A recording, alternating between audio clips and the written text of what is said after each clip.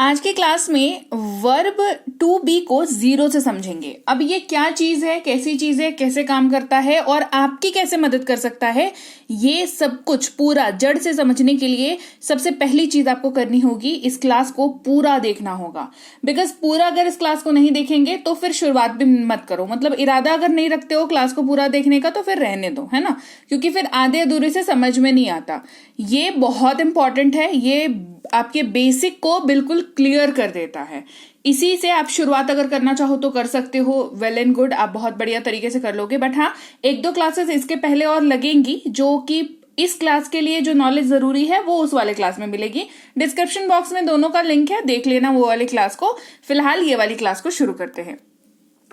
तो हम लोग कुछ वर्ड्स पढ़ेंगे और उनके यूजेज को पढ़ेंगे, ठीक है, जो किसी भी चीज को के होने को, टू बी को सिंबलाइज करता है, को दिखाता है बेसिकली, ठीक है। और ये बहुत बेसिक है, इतना बेसिक है कि इसके नीचे का बेसिक तो मैं क्या ही बताऊं क्या है, बस एक आध डेफिनेशन ही जाननी होती है एंड दैट इज इट। आपको इसके अलावा एक्स्ट्रा कुछ नहीं चाहिए। शुरुआत ये क्लास से आप कर सकते हो। और उन शब्दों की लिस्ट में सबसे पहला जो शब्द है वो है इज।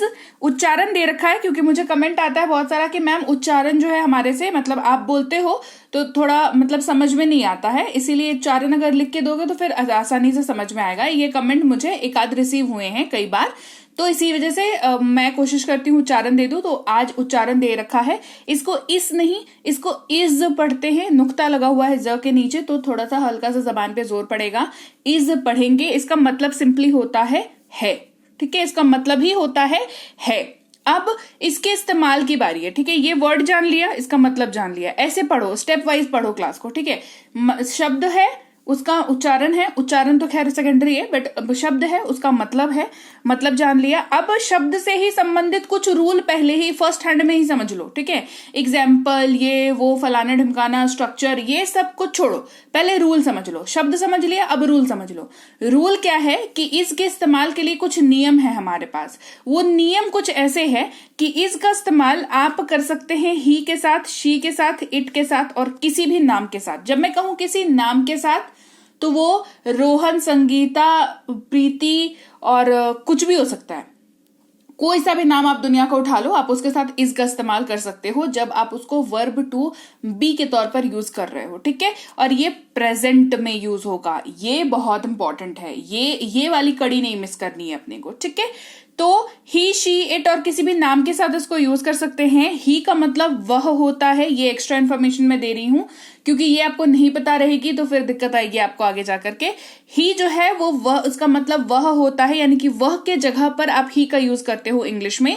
और वह जो है वो ही जो है वो मेल के लिए यूज होता है, यानी कि पुरुष के लिए यूज होता है।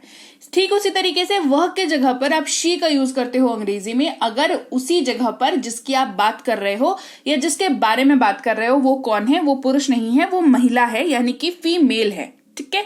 ये हो गया। इट और नाम की जगह पर भी मतलब इट का मतलब यह होता है और नाम का मतलब तो नाम ही होता है, खैर जो नाम होगा वो होगा, ठीक है। ये रूल आपको पहले ही क्षण में आपको पता होना चाहिए।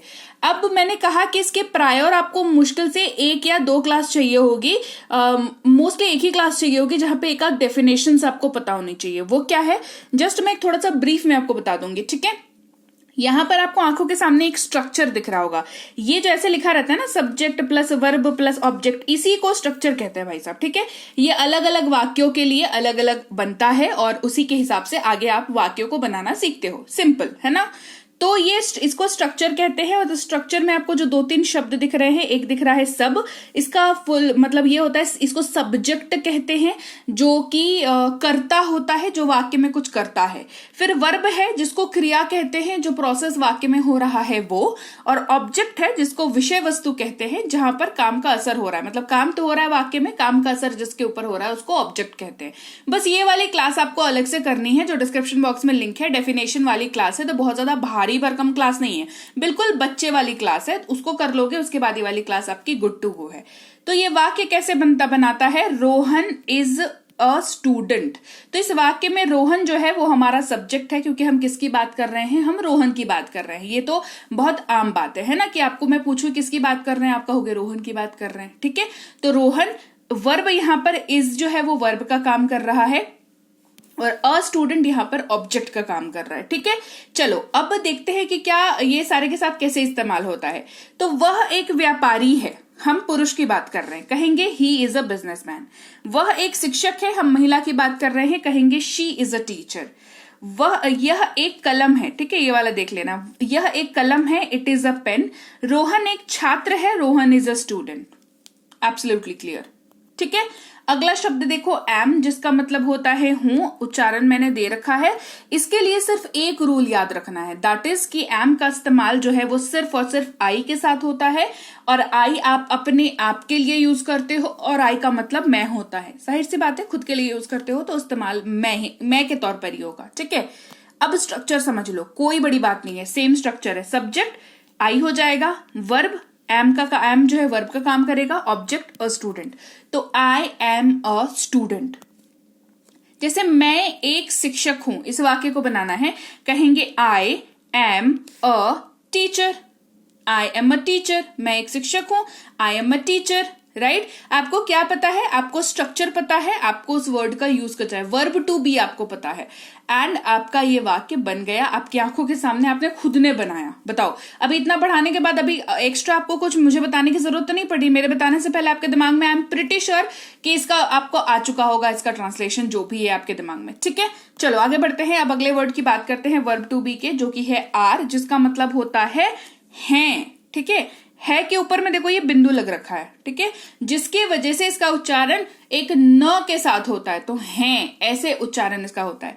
आर का यहाँ पर मैंने उच्चारण आपको उच्चारण दे रखा है, और है जो है वो मतलब इसका है। ठीक है, अब रूल समझ लो, इसका क्या बताया था, शब्द पढ़ो तुरंत के साथ रूल समझ लो, तो ना आगे जाकर के दिक्कत नहीं होती है। रूल क्या है कि आर का इस्तेमाल आप वी के साथ कर सकते हैं, दे के साथ कर सकते हैं, और यू के साथ कर सकते हैं। क्लियर। वी का मतलब क्या होता है, जब भी आप बात करें हम या हम लोग, जब वहां पर आप इंक्लूडेड हो तो वी का इस्तेमाल करें। जब पॉइंट आउट करके किसी की बात करें, वो लोग, वे लोग, है ना, तो दे का इस्तेमाल करें। और सामने वाले को जब बोले कि तुम, आप, तुम लोग, है ना, तुम सब, तेरा, तू, है ना, तू बेसिकली, तो आप यहां पर यू का इस्तेमाल करेंगे। ठीक है, बस 3 ही शब्दों के साथ इसका इस्तेमाल होता है, यू, वी और। तो चलो अब स्ट्रक्चर को अच्छे से समझ लो। स्ट्रक्चर क्या है, कोई बड़ी बात नहीं है, बहुत सिंपल स्ट्रक्चर है। स्ट्रक्चर है subject plus verb plus object. उदाहरण देख लो, दे आर गुड फ्रेंड्स। तो दे यहां पर क्या है, दे यहां पर सब्जेक्ट का रोल अदा कर रहा है, आर जो है वो वर्ब का काम कर रहा है, और गुड फ्रेंड्स जो है वो ऑब्जेक्ट की श्रेणी में आ गया। एग्जाम्पल्स और देख लो, क्योंकि क्या बताया, यू, वी और दे के साथ यूज होता है। तो भाई हम लोग अच्छे दोस्त हैं, कहेंगे वी आर गुड फ्रेंड्स। वे लोग अच्छे दोस्त हैं, दे आर गुड फ्रेंड्स। आप मेरे अच्छे दोस्त हैं, you are my good friend. Clear हो गई बात, स्ट्रक्चर के हिसाब से बन रहा है। तो ये वर्ब टू बी का यूज जो है बहुत जरूरी है, जब आप सही मायने में, आप सीरियस कैंडिडेट है और आप सही मायने में इंग्लिश में एक्सेल करना चाहते हैं, आप अच्छी। तो लीजिए भाई, ये थी आज की क्लास। तो क्लास अगर आप यहां तक देख रहे हैं, इसका मतलब है कि आप बहुत सीरियस हैं अंग्रेजी बोलने को लेकर के, और यकीन मानिए ये क्लास आपके बहुत काम आएगी अंग्रेजी बोलने को लेकर के। तो क्लास कैसी लगी कमेंट करके मुझे जरूर बता दीजिएगा। क्लास को लाइक और शेयर तो आपने कर ही दिया होगा। आप देख रहे हैं संरीति इंग्लिश अकेडमी, मैं हूं प्रीति मैम। सब्सक्राइब करके बेल नोटिफिकेशन भी फटाफट से ऑन कर दीजिए। इसके अलावा हमारी जो ऐप है संरीति इंग्लिश अकेडमी, सेम नाम से ऐप है, वहां पर आपको बेसिक से प्रो स्पोकन इंग्लिश का कोर्स, इंग्लिश राइटिंग का कोर्स जिसमें आप अंग्रेजी लिखना सीखते हैं, इंग्लिश ग्रामर का कोर्स, इंग्लिश रीडिंग का कोर्स आपको मिल जाएगा ऐप पर। इसके अलावा अंग्रेजी पढ़ने में अगर दिक्कत आती है, स्पेलिंग्स में दिक्कत आती है, तो ये अंग्रेजी पढ़ने का रामबाण ट्रिक, ये जो किताब है ये अमेजॉन पर अवेलेबल है। आप सिंपली इस बुक का टाइटल यहां से देख करके आप अमेजॉन पे सर्च करके इस बुक को अपने घर पर कैश ऑन डिलीवरी के साथ भी मंगवा सकते हैं।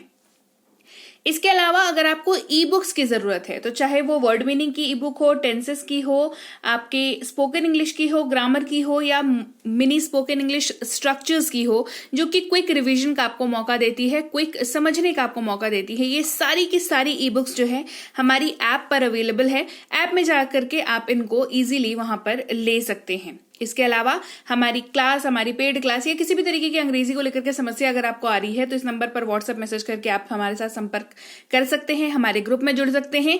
और इस किताब को मंगवाने के लिए भी आप सिंपली इस नंबर पर व्हाट्सएप मैसेज करके भी इस किताब को अपने पास मंगवा सकते हैं। और हमारा ऐप कुछ ऐसा दिखता है गूगल प्ले स्टोर पर, वहां पे आपको यहाँ पर इंस्टॉल कर लेना है ऐप को अपने मोबाइल पर। इसके अलावा व्हाट्सएप का ग्रुप हमारा जरूर ज्वाइन करके रखें, रोज की फ्री क्लासेस आपको मिल जाती हैं। टेलीग्राम का चैनल हमारा जरूर ज्वाइन करके रखें, वहां पर भी आपको क्लासेस मिल जाती हैं, कुछ इंपॉर्टेंट अनाउंसमेंट होता है वो भी आपको पता चल जाता है, और ऐसे आप जो है अंग्रेजी के संपर्क में बने रहते हैं। तो thank you so much for watching आज की क्लास को। मैं आपसे मिलूंगी आपकी अगली क्लास में। Till then thank you so much for watching. Stay tuned to Sanreet English.